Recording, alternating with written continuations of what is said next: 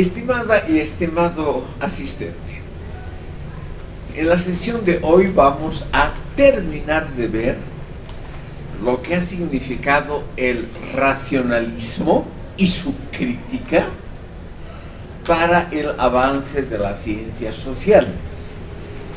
Y como esto está ligado inmediatamente a dos grandes revoluciones, vamos a ver la Revolución Gloriosa en la Gran Bretaña y la Revolución Francesa en Francia, que han no modificado totalmente, pero que han dado un buen impulso a la formación de las ciencias sociales, que es nuestro tema. Sobre todo, estimado público, yo quisiera mostrarles un punto no muy conocido aquí.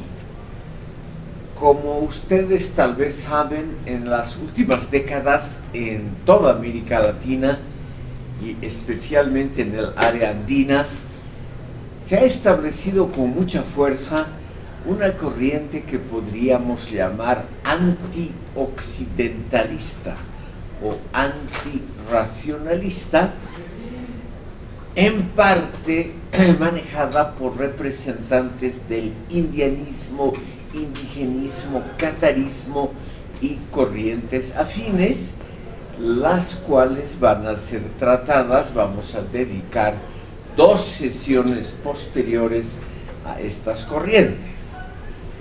Pero aquí lo que quiero mostrarles yo es que esa crítica del indianismo a la filosofía occidental, como si fuese una sola, como si fuese un bloque homogéneo, esa crítica no da en el clavo, porque la filosofía occidental simplemente tuvo muchas corrientes y algunas muy críticas con el racionalismo y con la propia cultura occidental.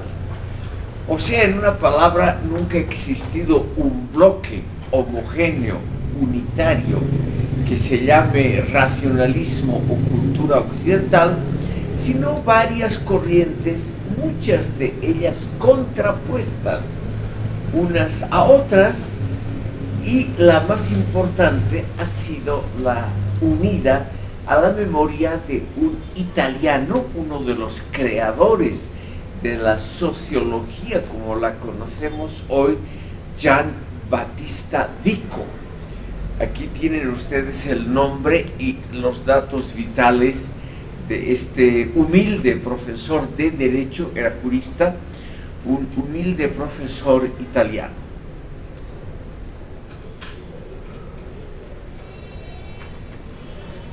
Vico ha producido sobre todo una obra muy importante que a partir del siglo XX ha sido redescubierta como una de los grandes aportes a la cultura antirracionalista y antioccidental, que tiene el nombre Nueva Ciencia sobre la Naturaleza Común de las Naciones, publicada en 1725, y esta obra, a la cual se la puede referir solo como ciencia nueva, nos ha dado algunos puntos muy interesantes de crítica al racionalismo, a la enciclopedia que vamos a ver posteriormente, y a todas esas corrientes occidentalistas que se hicieron muy fuertes en el siglo XVII y en el XVIII. Permítanme mostrarles a ustedes en pocos minutos cuál es el núcleo y cuál es la originalidad de este pensador italiano Gian Battista Vico. Él es el primero, con cierta seguridad se puede decir, en la historia universal, que ha separado las ciencias del espíritu, las ciencias sociales, justamente lo que estamos estudiando nosotros, de las ciencias naturales. Es un gran mérito, estimado público, porque ni siquiera los grandes pensadores posteriores de la filosofía occidental, Hegel, Marx, Kant, ni siquiera ellos hicieron una separación estricta entre ciencias sociales y ciencias naturales. Y este señor tiene el mérito de haber mostrado que son campos completamente diferentes y que por lo tanto exigen metodologías de investigación y de trabajo también distintas.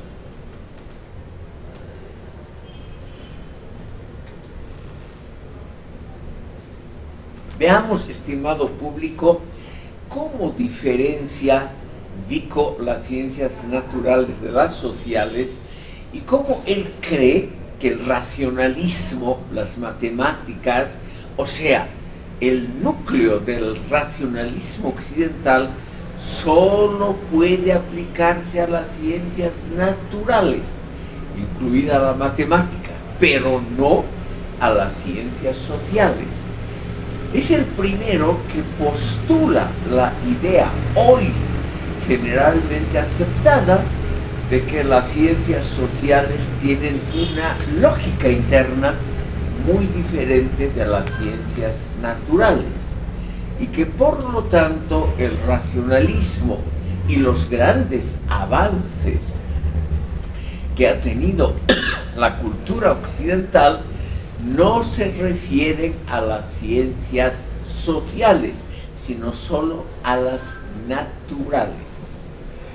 Como les decía, ni siquiera grandes pensadores racionalistas posteriores, por ejemplo, al que vamos a tratar posteriormente, el gran Immanuel Kant o Hegel, se les ocurrió esta idea de que hay una diferencia fundamental entre ciencias sociales de un lado y naturales de otro, y que por lo tanto no puede haber una metodología, o como se dice hoy también, una epistemología, un núcleo de pensamiento y de operación que sirva a ambas corrientes.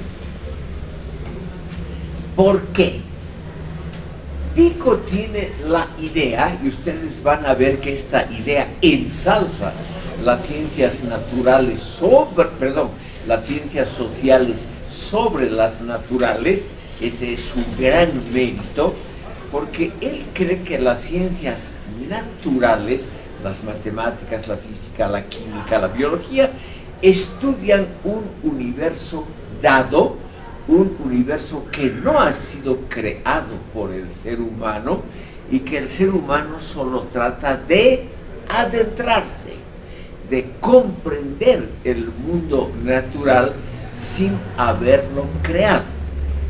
En cambio, para él la diferencia fundamental es que las ciencias sociales, el comienzo de la sociología, etcétera, son ciencias que estudian un universo, el universo político, social, ético, religioso, creado por el ser humano, y que por lo tanto es mucho más fácil y seguro el estudiar cuestiones sociales que cuestiones naturales, con el argumento muy simple de que es más fácil estudiar lo que el propio ser humano ha creado.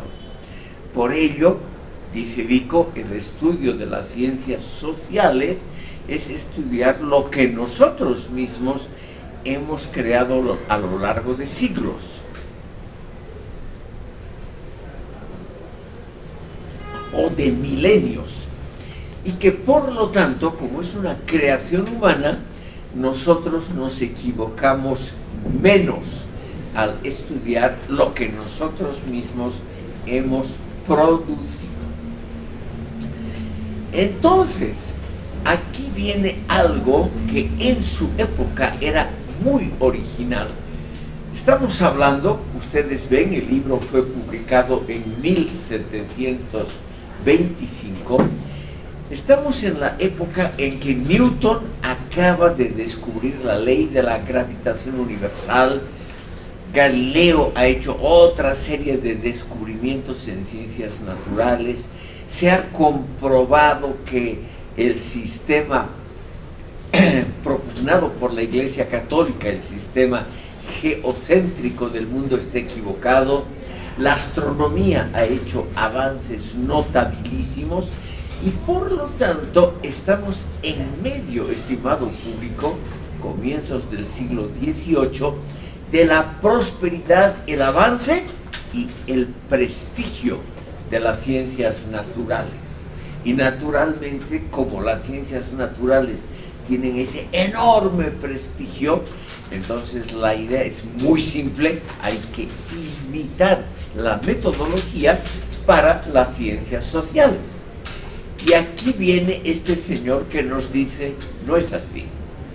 Las ciencias sociales, creadas por el propio ser humano, porque estudian una generación, un producto propio del ser humano, son más fáciles de comprender y nos vamos a equivocar menos.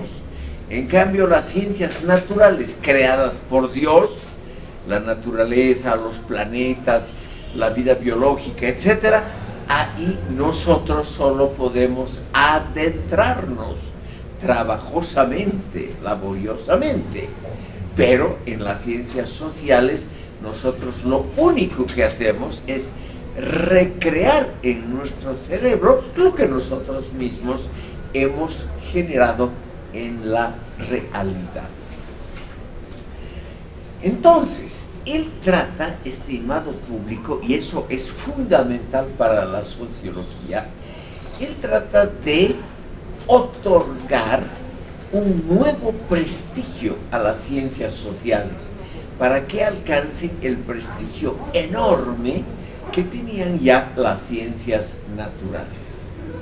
Él dice: no es nada grave que las ciencias sociales solo lleguen a resultados aproximados. Por ejemplo, la historia en comparación con las matemáticas. La historia siempre es algo aproximado. Cuanto más lejos en el pasado, más posibles equivocaciones nosotros, los historiadores, podemos producir. O al estudiar una sociedad, típico de la sociología, una sociedad que no es la nuestra, tenemos el problema del idioma, de comprender una realidad diferente. Se creía en esa época justamente que es una idea que les he explicado en la sesión anterior de Montesquieu, que el estudio de esas culturas externas siempre es algo aproximado, algo donde pueden concurrir opiniones diversas. Pero aquí Vico nos dice: eso es lo bueno, eso es el prestigio de estas ciencias sociales. La realidad puede y debe ser interpretada desde diferentes puntos de vista, porque el universo social que ha creado el ser humano es precisamente plural, diverso, y como es así, puede ser interpretado de diferentes maneras y no se puede pretender la exactitud de las matemáticas o de la física, de la química, para comprender el mundo social. Entonces, aquí, estimado público, lo que hace Vico es otorgar un nuevo prestigio, refuerza el valor de las ciencias sociales y nos dice: el método aproximativo, probabilístico, o sea, una mera probabilidad cuando analizamos culturas ajenas, eso no es un error, no es una falta, no es un desprestigio de las ciencias sociales, sino que el método probabilístico aproximativo es lo que conviene al universo que hemos creado los humanos, que es un universo cambiante, no tiene la perenidad, la eternidad de los conocimientos matemáticos o físicos es precisamente un mundo en desarrollo permanente, y por lo tanto la interpretación de ese mundo que cambia cada instante del mundo social nunca puede tener la precisión de las matemáticas o la física. Pero eso es lo bueno, porque el mundo social es el mundo en desarrollo. El otro es un mundo estático.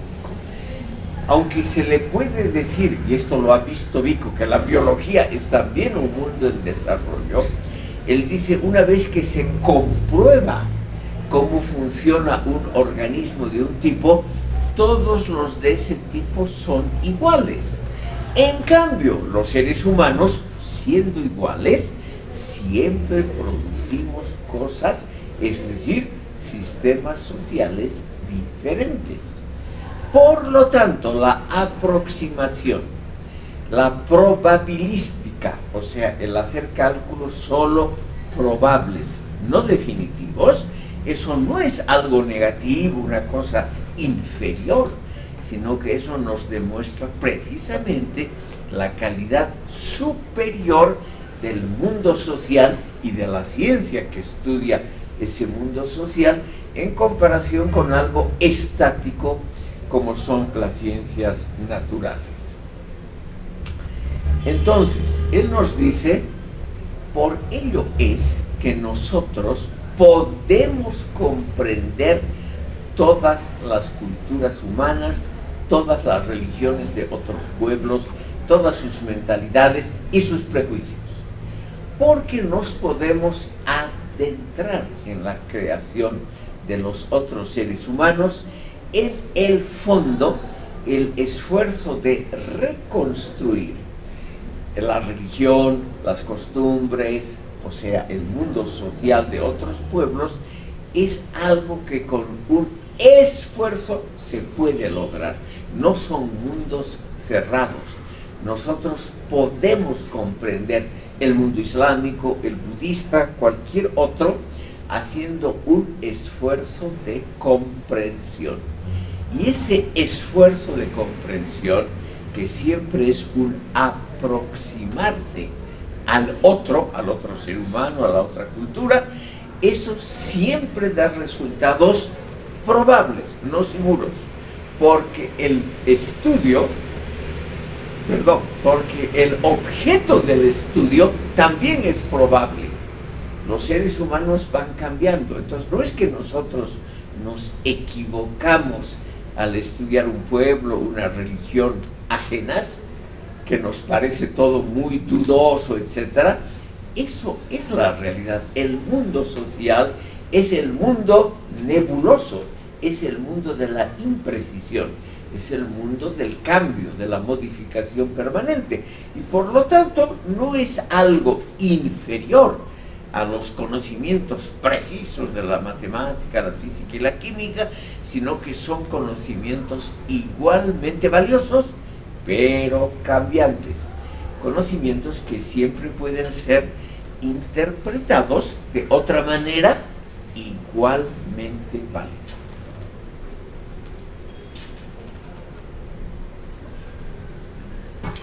Ustedes ven, aquí hay un elemento muy actual de los postmodernistas, un elemento relativista, porque este señor nos dice claramente, nosotros no es que nos equivoquemos al analizar el mundo exterior, el mundo social, sino que ese mundo, como va cambiando, todos nuestros conocimientos anteriores, que posiblemente ya no corresponden a la actualidad, son válidos porque en su momento reflejaban la verdad. Y si ahora son diferentes, significa simplemente que el mundo social ha cambiado y por lo tanto la verdad actual es una verdad verdadera, o sea, algo real, pero no le quita los resultados anteriores. Entonces, tanto las interpretaciones anteriores como las actuales, ambas son igualmente válidas porque reflejan simplemente realidades que se han modificado. Entonces aquí tenemos a alguien que dice: los pensamientos sobre el mundo social, distintos entre sí, no son equivocados, son simplemente dos representaciones algo distintas, porque ese mundo se va modificando continuamente. Entonces, aquí viene otra cosa muy interesante y que ha sido muy utilizada precisamente por indianistas, indigenistas, cataristas aquí en el área andina, lo mismo los nativistas en el África, corrientes similares en Asia. Siguiendo a Vico, todas estas corrientes nos dicen: entonces los mitos, las leyendas que han elaborado distintos pueblos no son falsas, son simplemente lo que los pueblos en su momento pensaban de una realidad distinta a la actual. Entonces, estimado público, aquí viene por primera vez y en contra del racionalismo y de los enciclopedistas que vamos a ver ahora, viene la idea de que los mitos y las leyendas sociales no son falsos, sino que son una fuente de conocimientos, una fuente verídica, seria, importante de conocimientos que tal vez son conocimientos de épocas muy anteriores, pero lo anterior no es lo inferior, sino simplemente es lo distinto. Entonces aquí viene una teoría que nos dice: la importancia de Vico reside en que él es el primero en decir las diferentes culturas del mundo, los diferentes mitos, las leyendas sociales, no es que estén equivocadas y que sean para un europeo racionalista ridículas, sino que son la verdad que valía como tal en el momento en que otro pueblo, otra cultura, lo creyó así. Entonces, lo que tienen los mitos, las leyendas populares, etcétera, es un elemento de información muy importante, no de verdad absoluta, porque en ciencias sociales, y esta es la conclusión, no hay verdades absolutas, sino que todas las elucubraciones, es decir, las reflexiones, pueden ser verdaderas en su momento y en su lugar, que son naturalmente distintas del momento nuestro y del lugar nuestro. Entonces, es una rehabilitación de lo otro, de los otros, de los que han explicado el mundo de manera muy diferente a nosotros, y para ellos, para los otros, lo que ellos han construido como verdad, como religión, como sociología, y que es muy diferente a nosotros, no es que sea falso, sino que es la verdad de ellos, porque ellos pueden creer que nuestras verdades son naturalmente también provisionales. Ven ustedes, aquí está la base para el relativismo actual. O sea, todo depende del contexto donde se hace una teoría. No hay teorías absolutamente verdaderas ni absolutamente falsas. La veracidad de una teoría depende del momento, del lugar de enunciación. Esto, estimado público, se ha vuelto muy, muy popular aquí en todo el tercer mundo en las últimas décadas.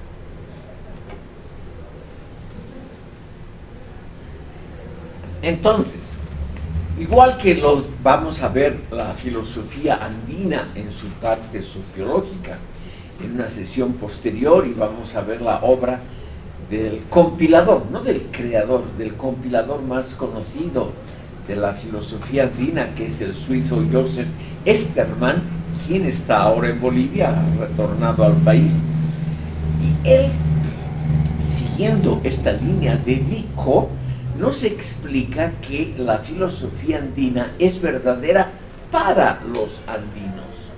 Es decir, es una verdad que puede ser muy diferente a otras verdades, pero para el pueblo y para el momento y el lugar en que ha sido creada es una representación verdadera. Las otras no necesariamente son superiores o, perdónenme esa expresión un poco fea, más verdaderas unas que otras, sino que muestra, según Vico, la enorme pluralidad de las creaciones humanas, la pluralidad de religiones, creencias, prejuicios, etcétera, que no son ni mejores ni peores unas que otras, sino que son simplemente adecuadas al momento de enunciación, o sea, al contexto social en que una teoría ha nacido.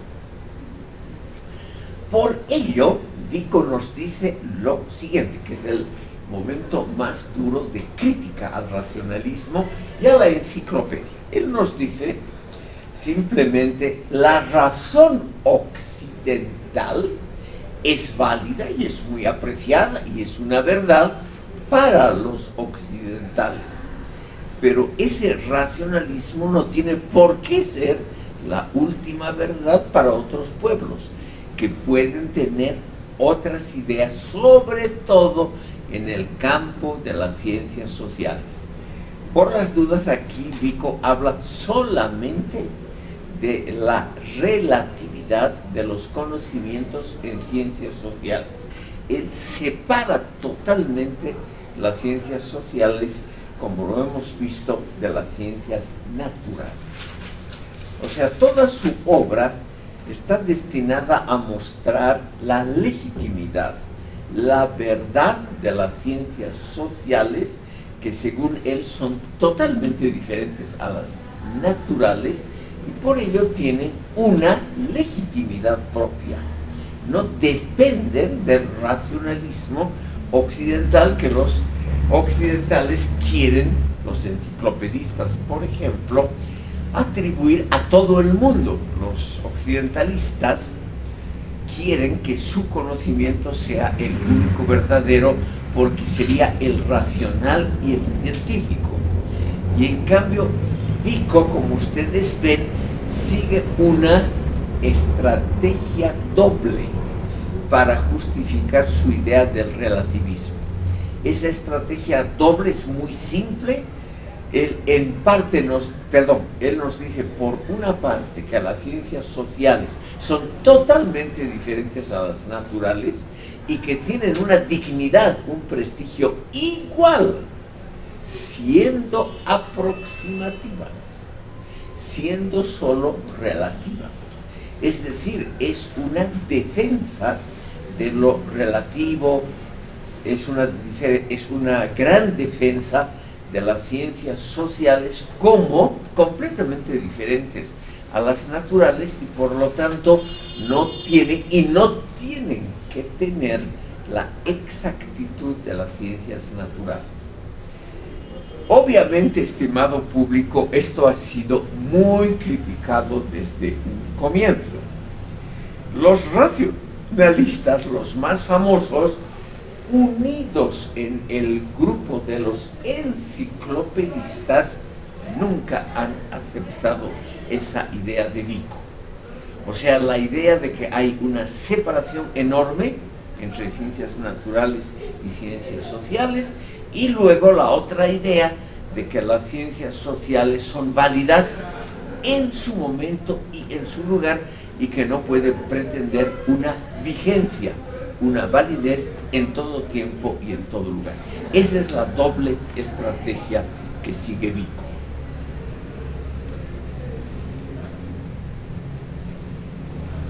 Permítanme unos elementos más de esta teoría, porque es una teoría muy interesante que ahora, bajo el nombre de postmodernismo, con muchas variantes, es una de las teorías dominantes, predominantes hoy en la realidad. Vico también es uno de los primeros en señalar la importancia del idioma.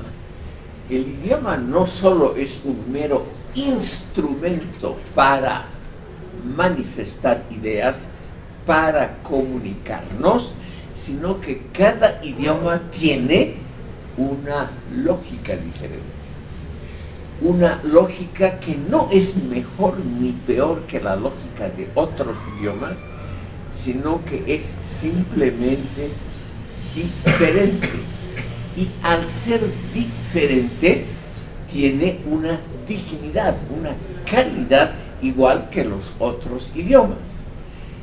Esto va claramente en contra de los enciclopedistas que en su momento, estamos hablando del siglo XVIII, establecieron naturalmente que el idioma más racional, el idioma que merecía ser el idioma universal, era el francés.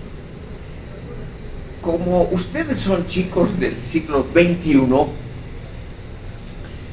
y en el siglo XXI lo predominante es o el inglés o el chino, ustedes creo no pueden hacerse una imagen del poder del idioma francés en los siglos XVIII y XIX.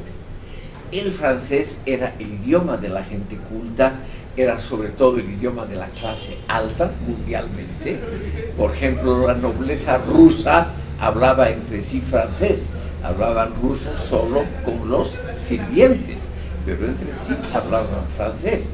Hasta un idioma muy bien establecido, de una enorme riqueza como es el alemán académico, está completamente mezclado con expresiones francesas, lo cual en castellano no es el caso.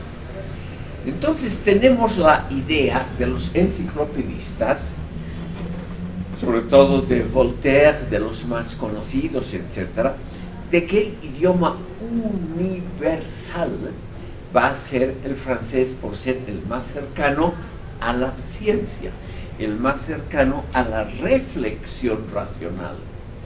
Porque los franceses, como todo pueblo, tienden, o han tendido siempre, a ensalzar la herencia propia. Y entonces ellos dicen, nuestro idioma, lo cual puede ser verdad, es el más antiguo que se ha separado del latín. Entre otras cosas porque muy tempranamente, alrededor del año 500, o sea, muy poco después de la disolución del Imperio Romano de Occidente, se creó el Reino de Francia como un reino independiente con la misma capital que tienen ahora. Entonces realmente el francés es la primera y la más antigua de los desarrollos populares del latín. Y en Francia, evidentemente, como era un país ya bien establecido durante muchísimo tiempo, hasta las guerras napoleónicas, fue la primera potencia europea, o sea, hasta comienzos del siglo XIX. Era la primera potencia europea en todo sentido. Obviamente, los franceses, nacionalistas como todo pueblo, creyeron que su idioma era la base del entendimiento universal.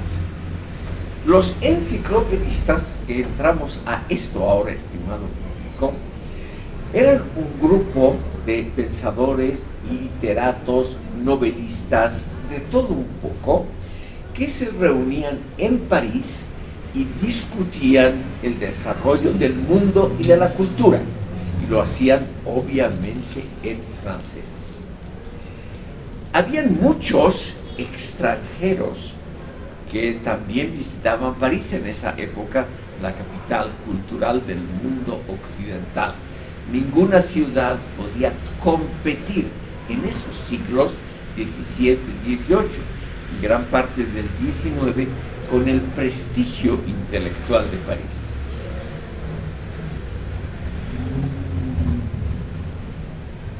Los enciclopedistas decidieron realizar una tarea realmente interesante, la enciclopedia, y esa tarea, estimado público, es un claro reflejo del racionalismo clásico. Nosotros en el lenguaje popular decimos tiene conocimientos enciclopédicos, quiere decir muy amplios.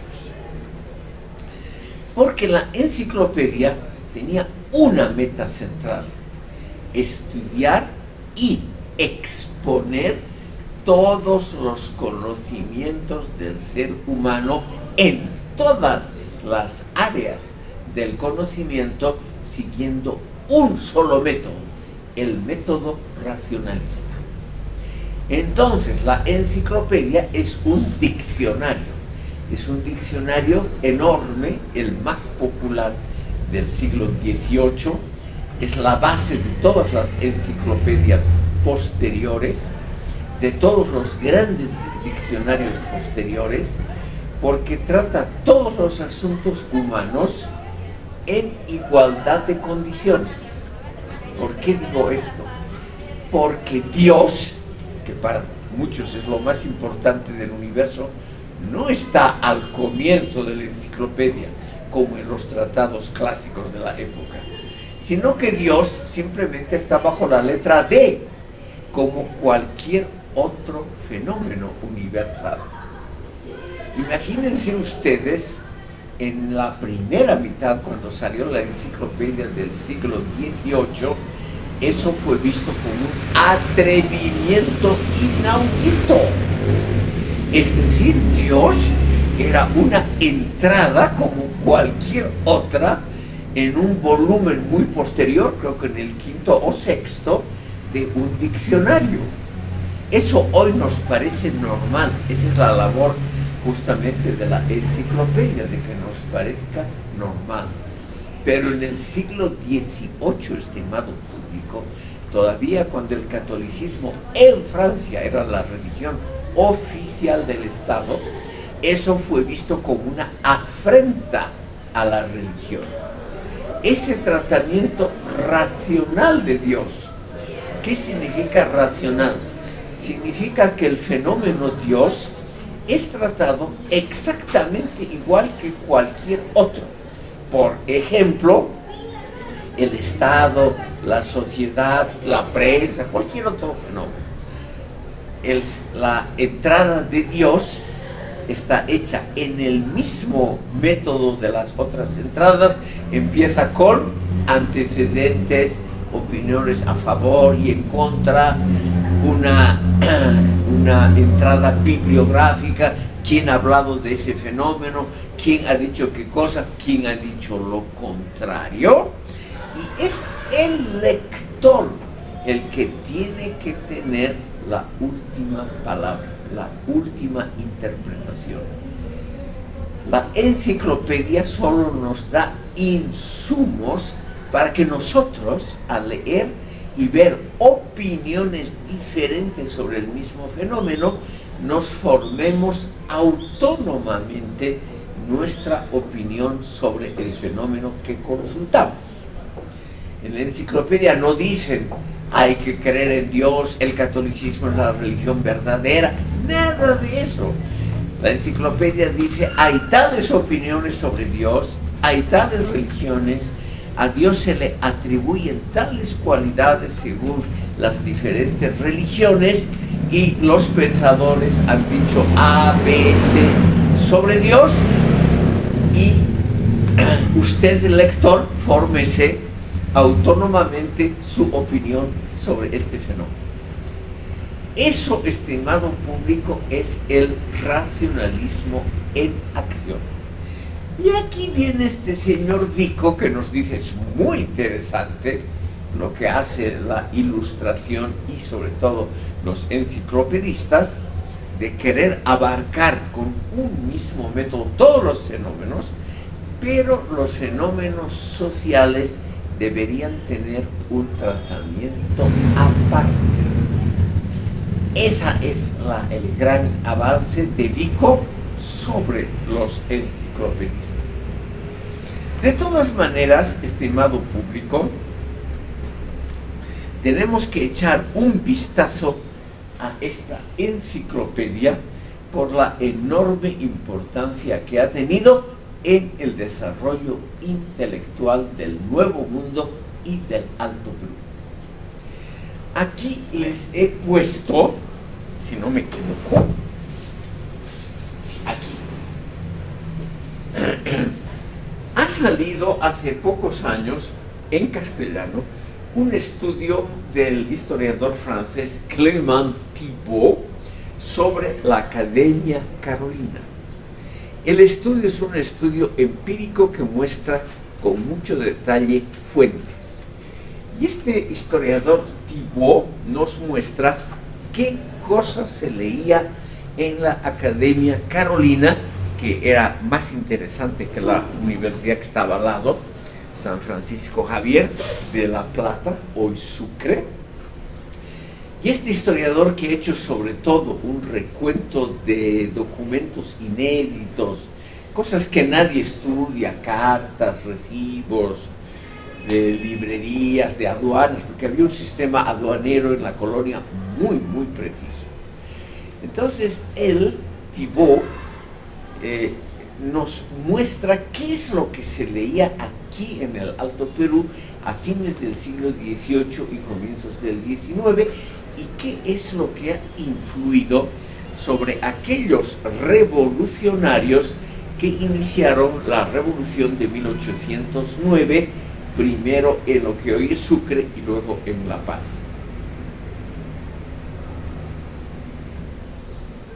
No es una sorpresa, eso ya se sabía de antemano. Lo que se leía en Sucre, entonces La Plata, eran sobre todo las obras de los enciclopedistas. Como la enciclopedia es una cosa muy larga, son más de 50 volúmenes, y era una cosa carísima de adquirir, todos eran libros ilustrados, era una bellísima edición, muy famosa por la calidad de la edición. Entonces lo que aquí han circulado son sobre todo compendios, o sea, resúmenes y las obras más conocidas de algunos de los enciclopedistas más famosos. Por ejemplo, Montesquieu, que ya lo hemos tratado en una sesión anterior, y también, estimado público, para los interesados, que eran justamente los abogados más conocidos en la cuestión política, las obras de John Locke. Ahí les he puesto que él no era parte de los enciclopedistas, pero un personaje muy cercano a esa tendencia. Entonces, lo que se ha leído aquí en las últimas décadas de la colonia, perdón, las últimas décadas del siglo XVIII y comienzos del XIX, es 90% literatura de origen francés y 10% de origen británico. Todo esto influido por la ilustración, por la enciclopedia, por el racionalismo occidental. Aquí, según Thibault, no se ha leído a Vico, no se han encontrado ningún ejemplar de las obras de Vico en los repositorios, en las bibliotecas de Sucre. Por lo tanto, según Thibault, la influencia más importante ha sido la francesa. Los españoles no produjeron en esa época ningún pensador que esté a la altura, a la popularidad de Rousseau, Montesquieu o Voltaire. Eso no ha habido aquí. Realmente aquí lo que ha habido es un consumo muy importante de las fuentes racionalistas de la enciclopedia. Y ahora viene la influencia, estimado público, de las grandes revoluciones políticas de Europa occidental, que han sido en parte la más antigua, la Revolución Gloriosa en la Gran Bretaña, y un siglo después la Revolución Francesa, que han moldeado en parte por lo menos el espíritu moderno. Por eso es que estos fenómenos nos interesan, y han moldeado también el espíritu de las ciencias sociales.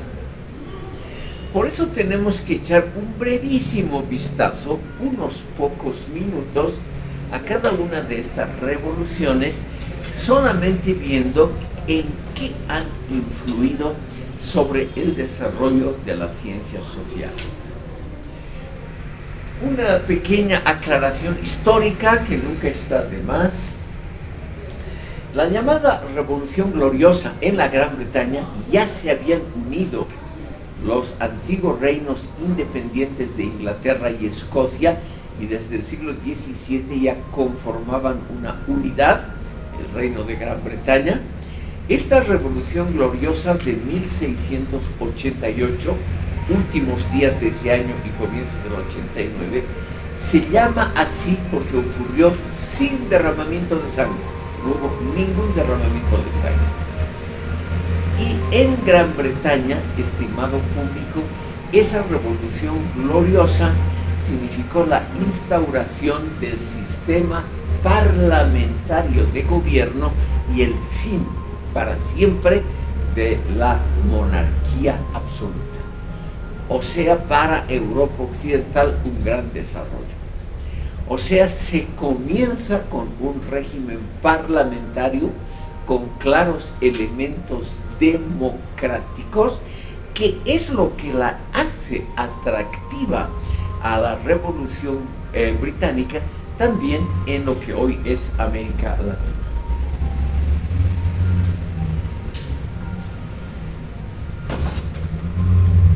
No voy a aburrir a ustedes con detalles. Quiero mostrarles simplemente dos hechos interesantes de esta Revolución Gloriosa. En primer lugar, y eso nos honra a los que nos dedicamos a leer libros o a pensar, es una revolución muy influida por pensadores.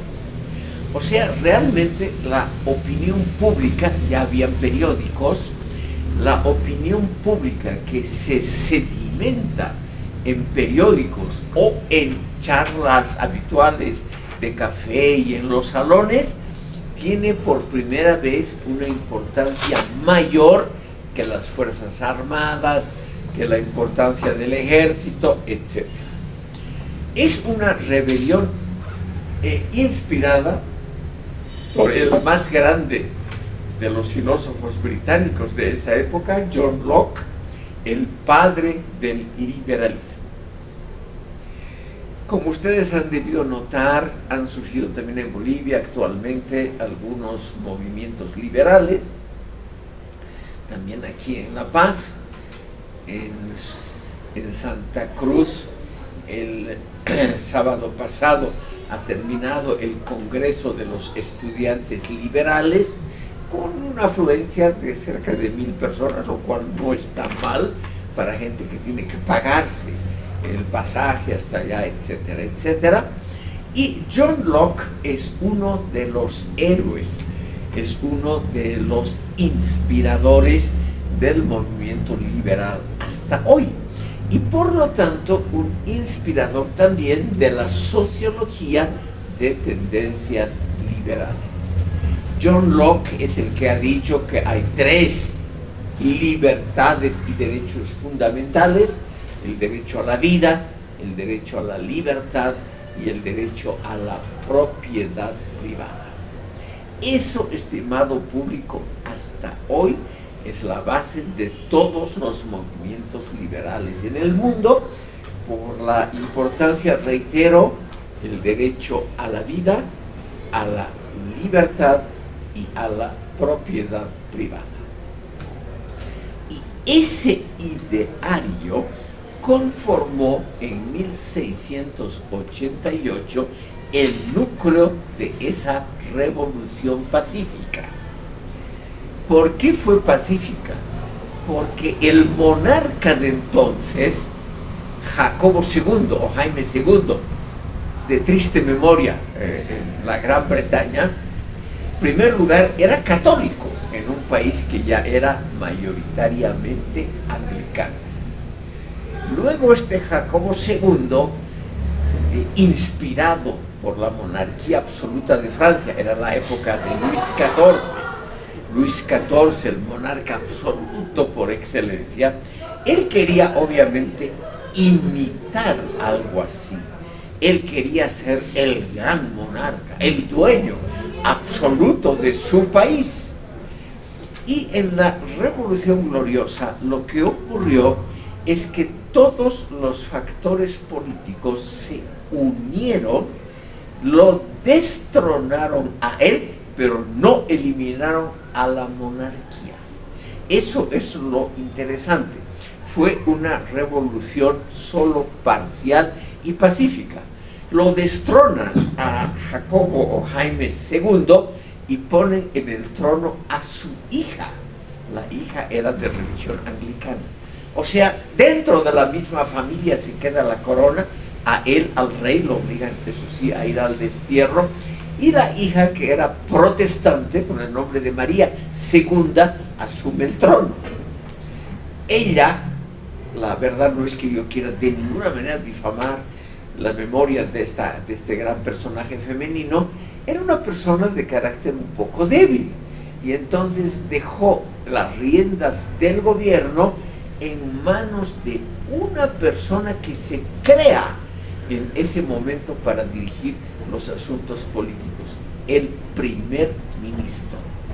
Desde ese momento, 1688, se separan, en la mayoría de los países de Europa es hasta hoy el caso, se separa la función del rey o del jefe del Estado de la función del jefe de gobierno.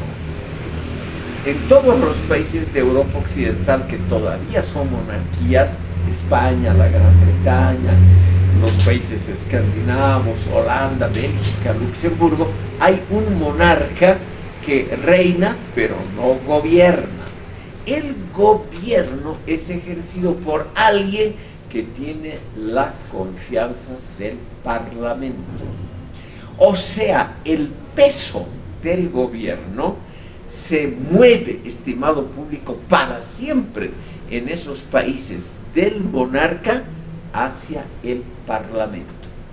Todos los países de Europa Occidental tienen un sistema parlamentario, no presidencialista de gobierno, como los Estados Unidos o América Latina, y ese jefe de gobierno depende del voto, además público y claro, de confianza del Parlamento para poder gobernar.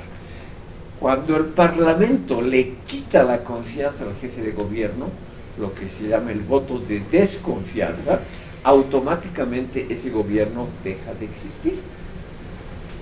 Entonces, tenemos aquí, y eso es el rasgo fundamental y el que ha alimentado ideas democráticas, la idea de que el gobierno efectivo, no el simbólico, que sigue siendo el monarca, en el caso de Gran Bretaña en 1688, la reina María II, el gobierno, la parte operativa, no la ceremonial, cae en manos de un primer ministro. Y ese primer ministro tiene que tener el aval, es decir, la confianza del Parlamento expresada en votos. Como ven ustedes, hoy nos parece eso completamente normal porque nosotros vivimos en un mundo ya democrático, en un mundo donde monarcas, con pocas excepciones, como todavía los reyes de Arabia Saudita o algunos otros raros ejemplares, los monarcas hoy no tienen mucho que decir. Y eso no ha sido lo normal, lo habitual en la historia universal. Lo habitual en la historia universal han sido los monarcas, algunos medios locos, obviamente, o débiles mentales, o unos tiranos, etc. Pero los monarcas manejaban el mundo. Y esos monarcas no tenían que responder al Parlamento, a un órgano elegido o al pueblo. Eran monarcas absolutos.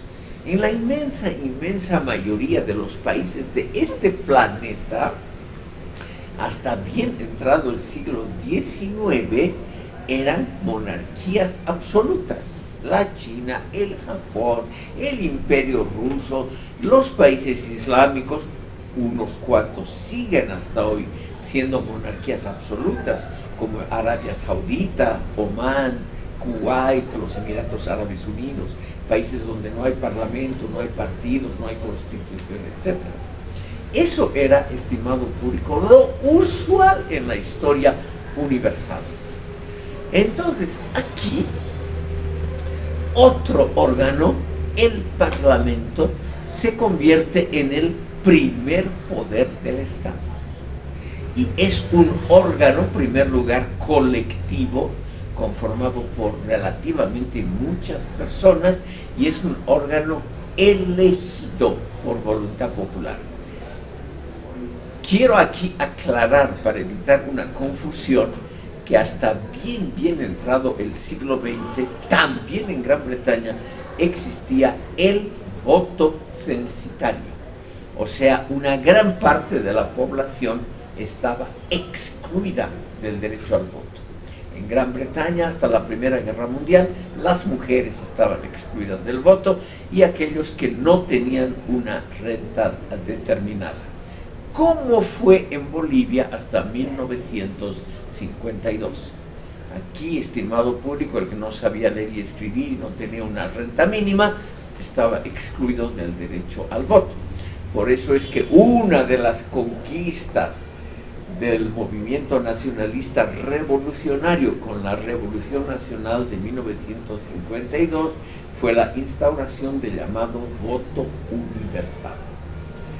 Pero como esto puede interesar a estudiantes de derecho, aclaro que el voto censitario, o sea, hacer un censo, un cernidor que impide que todos voten, eso era lo normal en todos los países del mundo, en todos. Por lo tanto, no hay que asombrarse de que aquí en Bolivia haya habido voto censitario, era lo normal. En el Perú, estimado público, ha habido voto censitario hasta 1980. Ahí, al finalizar un régimen militar, se estableció una nueva constitución, la primera en el Perú, que estableció el voto universal. Entonces, ¿qué es lo interesante, estimado público, de esta revolución gloriosa? Por un lado, establece el sistema parlamentario de gobierno y por otro lado, establece un principio democrático, aunque sea, como les decía, con restricciones. El Parlamento elegido por el pueblo, no nombrado desde arriba, el Parlamento elegido por el pueblo se convierte en el primer poder del Estado. Ustedes pueden arguir en contra y decir, pero era derecho censitario, relativamente poca gente votaba. Eso es verdad. Pero el principio, estimado público, para 1688 era absolutamente original. Aquí se estableció por primera vez que ese poder elegido, aunque sea por una minoría, era el primer poder del Estado. Y eso es lo que ha interesado obviamente a los revolucionarios altoperuanos de 1809. O sea, la idea de la democracia. Aunque sea de manera muy incipiente, de manera muy indirecta, el pueblo tiene una función interesante, que es dar su voto, aunque sea muy diluido, para la conformación del primer poder del Estado. Aquí, siguiendo el modelo norteamericano, también se elige al presidente de la República en 1825 por voto popular. Como ven ustedes, pese a todas sus limitaciones, que sin duda han existido, es otra atmósfera. Es una atmósfera que nos dice: la política ya no es el monopolio de una persona o de un grupo pequeño. En la terminología aristotélica, ya no es una monarquía o una aristocracia. o sea, grupos humanos muy reducidos que dirigen la política de un país, sino que es el comienzo de una ampliación muy significativa de la base de aquellos que hacen política. Por lo menos se le consulta al pueblo quienes deben ser diputados, senadores o el presidente del país. La otra idea que nace, estimado público, con la Revolución Gloriosa en Gran Bretaña es, y aquí es definitivo, por lo menos en Gran Bretaña, es la sujeción, el sometimiento de las Fuerzas Armadas al poder civil. Durante mucho tiempo, también en la Gran Bretaña, estimado público, las Fuerzas Armadas, el ejército, había impuesto reyes, gobiernos, políticas públicas. Si ustedes leen, por ejemplo, en Wikipedia, una historia abreviada, muy abreviada de la Gran Bretaña y de Inglaterra, van a notar que ha habido muchas revueltas militares. Ha habido en el siglo, justamente en este mismo siglo, de 1688 a mitades de ese siglo, ha habido una guerra civil muy exitosa en la Gran Bretaña. Ha habido una guerra civil que por un breve periodo de tiempo estableció una república. La Gran Bretaña, que es hoy, podríamos decir, la condensación todavía hoy del régimen monárquico, durante un periodo de tiempo fue una república. Y esa república era una república militar. El comandante del ejército que se había sublevado, el famoso Oliver Cromwell, fue el jefe de ese estado republicano. Duró solamente unos 10 años. Pero la gente, pese a que era algo que venía de las bases, era algo que podríamos llamar democrático, a la gente, a la mayoría, no le gustó el régimen republicano y por eso terminó al poco tiempo, se restauró la monarquía y el segundo rey de esa monarquía restaurada, el segundo, que ya lo hemos mencionado, Jaime o Jacobo II, él, con una enorme soberbia, creyó que era la época de volver a restaurar un régimen absolutamente absolutista. Como les dije, él fracasó. Esa idea, el segundo punto es este, estimado público, lo que más dolía a la gente en esa época, en que había muy pocas leyes nuevas, lo que más preocupaba a la gente eran los impuestos. Y el Parlamento estableció algo que ahora se hace en todos los países, pero que en esa época era rarísimo. El Parlamento, como representación del pueblo, es el único órgano que puede establecer impuestos, tributos, derechos aduaneros, etcétera, etcétera. O sea, no puede haber impuestos sin representación democrática. Esa es la gran idea, que hoy no es tan importante, pero en esa época era realmente una cosa muy seria. Hay muchos estudios que han analizado qué se discutía en el Parlamento británico durante siglos. Muy pocas leyes nuevas, no es como ahora que hay cada día una avalancha de novedades legislativas en todo el mundo,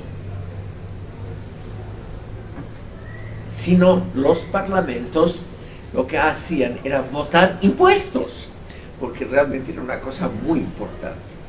Entonces, aquí viene la idea democrática, aunque sea en sus comienzos, en su base, la idea de que no puede haber impuesto sin representación. Esa consigna es la consigna que encendió la rebelión de las colonias británicas de América del Norte y que condujo a la independencia de los Estados Unidos. No puede haber impuestos sin que hayan sido votados por los representantes del pueblo. En los Estados Unidos, en 1770-74, el gobierno británico, sin consultar a los colonos, que formaban la parte de la población de los Estados Unidos, trató de imponer varios impuestos. Por ejemplo, el impuesto al té, que es lo que encendió la mecha de la Revolución norteamericana. Y esa idea, no puede haber impuestos sin representación, se convirtió en la consigna más popular y más importante para echar por la borda el régimen colonial y llegar a la independencia de ese país. Simplemente para que vean ustedes la importancia que en esa época tenía la cuestión de los impuestos. Un siglo después, estimado público, se difundió la idea, todos los enciclopedistas eran partidarios de la Gran Bretaña, se difundió la idea de que la Gran Bretaña era el régimen político más avanzado de la época y que valía la pena copiar, imitar ese régimen. Voltaire, uno de los enciclopedistas más famosos, estuvo exiliado en la Gran Bretaña y él es el que propuso un régimen parlamentario para Francia similar al de la Gran Bretaña. En toda Europa, estimado público, era el primer régimen parlamentario. En Francia, en España, en los estados que componen lo que hoy es Italia y Alemania, y menos todavía en Rusia, en la Europa Oriental, no habían parlamentos, no había esa forma de gobierno que en la Gran Bretaña había producido una cierta prosperidad general, un régimen un poco democrático y una gran estabilidad política. Desde entonces, desde 1688, no ha habido en la Gran Bretaña nunca más una interrupción violenta del sistema político. Nunca más ha habido una rebelión, una guerra civil, un intento de golpe de Estado, nunca nada más. Realmente la subordinación, por ejemplo, de las Fuerzas Armadas al gobierno civil ha sido muy seria. Puede ser que tenga desventajas. Obviamente, toda creación humana tiene sus lados negativos. Pero imagínense ustedes simplemente lo que podríamos llamar la opinión de la gente culta, que es un subtema que lo vamos a tratar ahora mismo. Esa, que es lo mismo de los revolucionarios en Chuquisaca. Esa gente, estimado público, ansiaba terminar con el gobierno arbitrario de las monarquías absolutas, y uno de los gobiernos más arbitrarios y más ineficientes era el gobierno de la monarquía española. En toda Europa tenía la fama de ser un gobierno muy arbitrario, atrasado, anticuado, etc.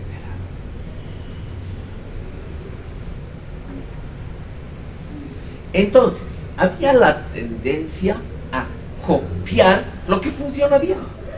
Y como había un siglo de enorme prosperidad, unida esa prosperidad a un orden político pacífico, los enciclopedistas, todos, sin excepción, creían que la Gran Bretaña mostraba el desarrollo aceptable del orden político. Dos instituciones, menciono a toda velocidad este subtema, dos instituciones han ayudado a propagar esta idea de la eficacia de la democracia y del régimen parlamentario. Dos instituciones que ustedes se van a reír, pero que han sido importantes: el café y el salón. Imagínense ustedes por un momento el siglo XVIII. No hay discotecas, no hay los medios modernos de comunicación, no hay redes sociales, no hay cine.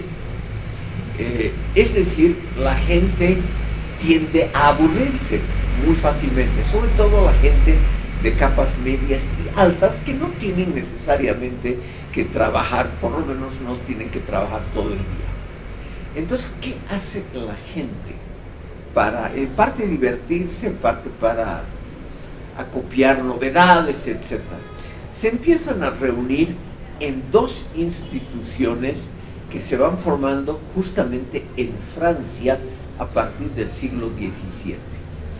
El café, que es un lugar de tertulia, no es un lugar primeramente de consumo masivo de comida. Aquí en La Paz hay uno que otro café tertulia, por ejemplo el café Alexander, que sirven cosas de comer, pero la gente va generalmente a conversar, a reunirse con otros. Esa institución que recibe ese nombre café, porque se populariza esa bebida, se funda en Viena y se vuelve extremadamente popular en Londres y en París. Ese café es la reunión libre, a uno no lo obligan a ir al café, de gente que tiene tiempo. Y la gente que tiene tiempo no solo va a ver chicas o a divertirse o a emborracharse, sino que va también a intercambiar pareceres con otros. Entonces, el café, en esa época en que no había prensa libre, en que no había cine, que no habían las diversiones modernas, el café se convierte en algo extremadamente popular. Y en los cafés se discuten temas políticos que normalmente el gobierno no aprueba. Y el salón es una cosa similar, estimado público, pero con más seguridad, porque es una cosa privada, para expresar opiniones. Y aquí viene el gran rol que han tenido las mujeres en la conformación de una opinión pública más o menos democrática. Porque tanto en París como en Londres han sido mujeres ricas de clase alta las que podían mantener un salón. Un salón exige varias cosas que no todos tienen. Exige en primer lugar la existencia de salones, o sea, una residencia de lujo, que tenga grandes salones, grandes espacios donde recibir gente. Salón es el aumentativo gramatical de sala, o sea, grandes residencias que tenían muchos espacios para recibir a mucha gente. Y en los salones, para que sea atractiva la visita de ellos, para engrandecer la fama de esas señoras importantes, se servía siempre una cena gratuita a todos los que iban. Entonces, el salón es el lugar, no se bailaba. El salón clásico es un lugar de reunión, de conversación. Es un lugar donde alguien, por ejemplo, expone algo mientras se cena, mientras se toma un aperitivo, etc. Y los otros escuchan y luego discuten. Y como estas señoras de la alta sociedad tenían la seguridad de que no iban a ser perseguidas, porque pertenecían a la clase alta, en los salones había una libertad bastante grande para criticar al gobierno, para opinar sobre las bondades de la Gran Bretaña, etcétera, etcétera. Entonces, estimado público, el café y el salón se convierten en factores que podríamos llamar informales de la difusión de ideas democráticas, racionalistas y de la enciclopedia. Quiero simplemente, para cerrar este subtema, mencionar que la enciclopedia, obviamente era un órgano subversivo, fue prohibido en Francia. Pero una gran mujer, en el sentido de que era una persona de muchas ideas, se le ocurrió la solución para no quebrantar la ley que regía en ese momento, pero para permitir la difusión de la enciclopedia. Fue la amante del rey Luis XV, Madame de Pompadour, una mujer famosísima, obviamente, la amante del rey por su belleza. Una mujer extremadamente bella, pero también muy inteligente. la gran protectora de las artes y de la literatura. Y a ella se le ocurrió la solución ideal, que puede expresarse en una línea: prohibición legal y tolerancia tácita. O sea, sigue la prohibición legal de no poder venderse la enciclopedia, no poder imprimirse en Francia, pero las autoridades de bajo rango, los policías, etcétera, reciben la orden de no intervenir en bibliotecas, en reuniones o en casas privadas donde se vende y se comenta la enciclopedia. Reitero eso porque es muy similar, estimado público, a lo que ocurre, por ejemplo, hoy en Bolivia en el caso de la cocaína. Hay la prohibición legal, pero la tolerancia fáctica de ese noble producto. Lo mismo aquí. La enciclopedia sigue prohibida legalmente, es un delito comprar, repartir, vender la enciclopedia, pero la fuerza pública recibe la orden de no intervenir y no fastidiar a los que venden, imprimen, etcétera, la enciclopedia. Esa es la idea genial de Madame de Pompadour, quien, estimado público, tenía una influencia muy grande, era una mujer muy inteligente, además de ser muy bella, sobre su débil esposo. Luis XV era realmente un rey muy débil, no tenía la fuerza de su antecesor Luis XIV, que fue un gran rey, y aprovechó esa posibilidad de manipular la conciencia del rey para permitir, dentro de límites muy estrechos, para permitir la difusión de ideas. Entonces, vamos a continuar con esta temática en la próxima sesión. Vamos a ver cómo estas ideas, sobre todo las de la Revolución Francesa, esas ideas de democracia, gobierno elegido de abajo, libertad de expresión, la primera declaración de los derechos humanos, cómo esas ideas de la enciclopedia, o sea, una idea intelectual, una idea de grupos como nosotros, esas ideas intelectuales se vuelven, estimado público, políticas públicas. Entonces vamos a ver cómo la Revolución Francesa influyó poderosamente sobre la política práctica y de manera indirecta sobre las ciencias sociales. Porque evidentemente todos los cientistas sociales de esa época, no había una distinción clara entre filosofía, historia, empieza la sociología. Como, estimado público, estos intelectuales, primera vez en la historia mundial, empiezan a tener peso en la esfera pública.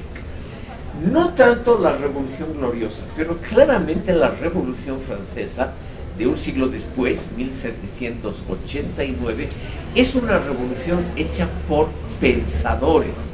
Ha habido naturalmente una crisis alimentaria, ha habido revueltas campesinas, evidentemente, pero la conformación del primer gobierno democrático en Francia, a partir de 1789, la constitución muy clara del régimen parlamentario en Francia, y por primera vez la Declaración de los Derechos Humanos, que es una de las primeras conquistas de la Revolución Francesa, eso ha sido la obra de intelectuales al servicio de ideas democráticas. Y esas ideas, los derechos humanos, el régimen parlamentario, la legitimación democrática de un gobierno, es lo que influye poderosamente sobre los revolucionarios en Chuquisaca y La Paz en 1809. Vamos a ver, no vamos a hacer de ninguna manera un curso de historia, vamos a ver solamente en la próxima sesión algunos elementos de qué es lo que interesaba de la enciclopedia a los intelectuales revolucionarios de 1809. Como son ya a las 10:30 y están esperando afuera, aquí interrumpimos la sesión y como siempre les agradezco por haberme escuchado.